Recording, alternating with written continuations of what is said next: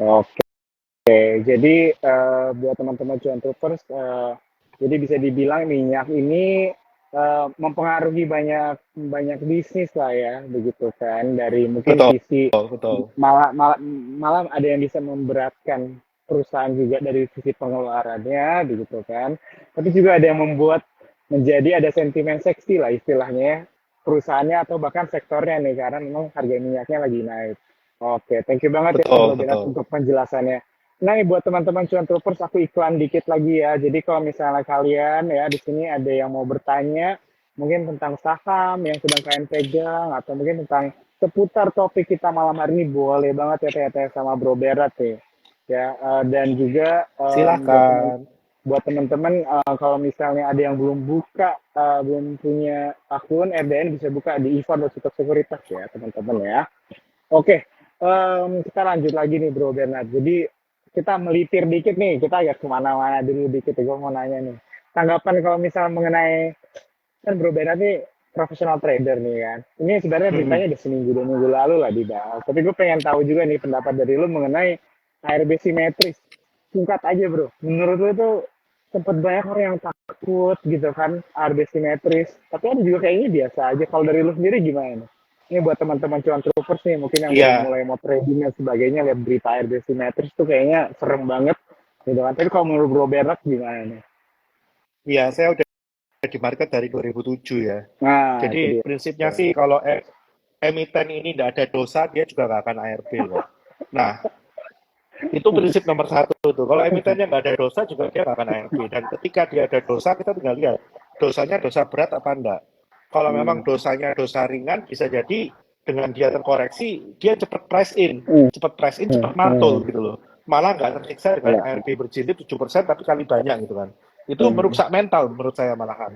Jadi Iya. mendingan sekali koreksi langsung masuk area demand langsung mantul. Dan yang kedua, karena ini ARB udah simetris, jadi itu lupakan yang namanya arah hunter. Hmm. Kalau Ya. zaman COVID kemarin kan ada tuh teori arah hunter. Wah, ini Hmm. kalau arah di hunting lumayan nih kalau lanjut arah 35%, toh kalau ARB cuma 7%. Lupakan ya. Itu kalau dari arah ke ARB kalau di bawah 200 itu arah ke ARB minus 50% tuh. Hmm. Hmm. Hmm. Jadi Ya. Ya. lebih selektif dalam memilih saham. Dan saya lihat sekarang juga jadinya nggak banyak saham malah yang berguguran ARB tidak jelas ya. Sekarang saya melihat malah Hmm. marketnya lebih sehat.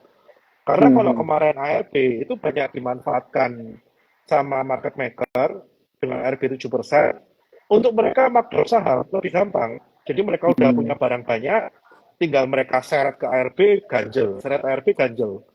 Mereka markdown saham itu gampang. Kayak gitu. Nah, Hmm. dengan kondisi sekarang, mereka mau seret sampai ARB ganjel, bisa-bisa barangnya habis, hilang. Dibuat Hmm. guyur aja udah habis, mau dibuat ganjel udah hilang gitu kan. Nggak segampang kayak dulu gitu kan. Jadi kalau dulu cuma nyeret 7% itu barang nggak mungkin habis. Kalau sekarang mau nyeret 35%, mungkin barangnya kececeran habis itu habis nggak kuat ganjel gitu kan. Jadi ya menurut saya ARB simetris itu lebih sehat gitu loh secara di market. Ya, ya, ya. Wah, ini thank you banget Bro Bernard.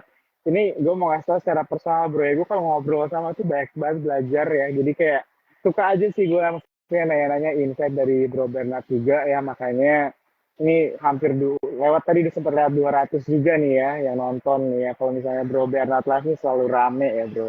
Oke, Thank jadi ini you. ini kan questionnya udah mulai banyak bro, kita coba mulai tanya-tanya, jawab-jawabin Boleh, pertanyaan dari teman-teman yang nonton ya malam hari ini ya. Ini pas banget nih ada yang mau boleh. nanya juga, sama dengan pertanyaan gue sih tadi. Soalnya kan gue tadi sempat baca-baca dulu lah ya, riset mengenai kenaikan harga minyak, dampaknya begitu kan, karena topik kita malam hari ini. Tapi muncul berita tentang bank digital tuh, kemarin sempat naik. Begitu kan. Nah, ini ada yang nanya juga nih, Mas Sigit nanya nih, Bank Digital hari ini mulai naik. Pandangannya Koben apa nih? Boleh nggak di-share? Iya, ya saya simpel ya. Kalau bank digital yang hari ini naik kan yang naik paling kenceng kan BBYB ya. Nah, Mm-mm. BBYB sendiri sih saya lihat ada sentimen, ada isu lebih tepatnya yang saya dengar, salah satu social commerce TikTok Shop itu kan mau meluncurin TikTok Pay Later minggu ini. Nah, Hmm. izin pay letter itu kan sama OJK lagi di freeze ya, Hmm. sampai akhir tahun yang dia nggak ngeluarin izin pay letter baru ya. Nah, dengar-dengar yang kemungkinan digandeng ini aku laku. Di mana aku laku ini kan juga salah satu pemegang saham dari BBYB ya. Karena kan memang Hmm. kita tahu bahwa yang tidak terafiliasi terhadap e-commerce lain ya saat ini ya aku laku kan untuk BNPL, Buy Now Pay Later ya. Hmm. Kalau kita ngomong Arto juga terafiliasi gitu kan. Terus Hmm. kalau kita ngomong bank digital yang lain sebenarnya hari ini juga bukan yang naik gimana ya. Jadi cuma karena sentimen BBYB-nya naik kalau menurut saya. Jadi banyak Ya. spekulan mulai berburu bank digital lagi. Tapi menurut Hmm. saya Hmm. secara fundamental bank digital ini masih punya banyak PR.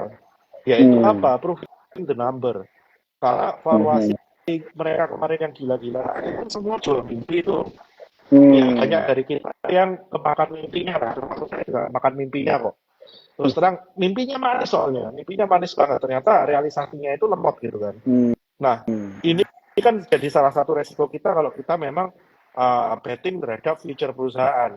Hmm. Istilahnya ini dikasih janji-janji manis, ternyata nggak realisasi, akan pilihannya antara kita terima apa adanya atau dicerai dulu gitu kan. Hmm. Hmm. Ya kalau menurut saya sih sampai mereka bisa proving the number, bank digital kenaikannya masih semu sih. Ya, ya, ya. Setuju, aku Kayak gitu. setuju banget ya sama Ko Bernard ya. Jadi memang proving the number. Kata proving the number. Oke, jadi kita balik dulu dikit ya untuk menjawab pertanyaan dari Mas Sigit. Tadi sudah dijawab sama Ko Bernard ya. Jadi banyak sentimen itu karena afiliasi ya tadi ya Ko ya ada Iya, dimention iya. begitu kan sentimen-sentimen afiliasi dan juga tanggapannya Ko Bernard itu adalah mengenai proving the numbers begitu ya. Dan Betul, tapi ini betul. disclaimer ya teman-teman ya kan tetap harus melakukan riset kalian juga tapi untuk aku secara personal memang setuju juga nih sama Kobera. Jadi kayak istilahnya kayak beli ciki lah ya kan bungkusannya gede gitu pas dibuka nggak sesuai bungkusannya begitu kan. Jadi kayak ya Betul. pilih-pilih saham juga lah ya teman-teman ya. Maksudnya lihat lihat future tadi betting future tuh suka balik kata-katanya ya teman-teman ya. Jadi kan juga harus melihat begitu ya tujuan keuangan kalian juga dan juga jangka waktu kalian nih siap untuk menahan investasi begitu berapa lama itu juga menjadi salah satu faktor juga ya teman-teman ya untuk menentukan kesuksesan kalian ya di dalam pasar modal. Betul, Oke, betul. kita lanjut lagi ya Ko Bernat ya. Ini ada yang nanya nih Siap. dari Liana. Liana nanya tentang Tekim nih kok. Tekim, Mm. apakah ada sentimen mau pemilu juga jadi naik beberapa hari lalu? Tekim tuh apa tuh kok? Atau mungkin ada sentimen lain nih kira-kira? Iya, kalau kita ngomong secara riset Q2-nya tadi kan memang naik drastis ya.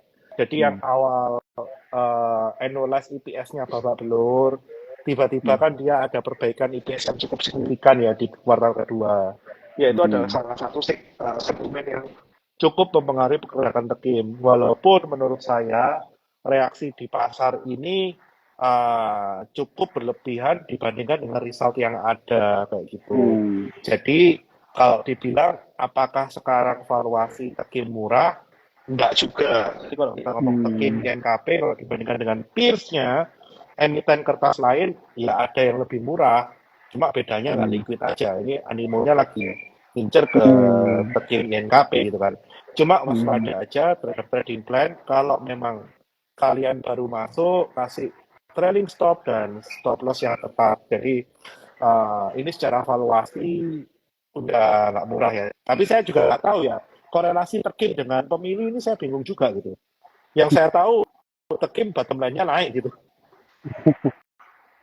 Iya, pertanyaan yang sama. Ya, ya, ya. Oke. Oke, thank you ya. Ko udah dijawab pertanyaannya. Kita lanjut lagi ya, Ko ya. Wah, ini menarik nih, Ko. Kalau misalnya Siap. mengenai sektor properti gimana nih, Ko, kira-kira nih?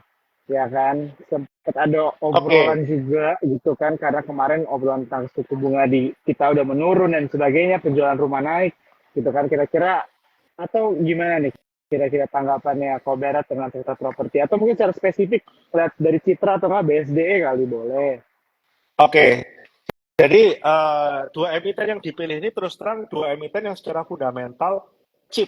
Hmm. Mau Ciputra mau BSD itu semua murah ya. Baik kamu mau lihat secara PBV, mau lihat secara result, PI, semua itu murah.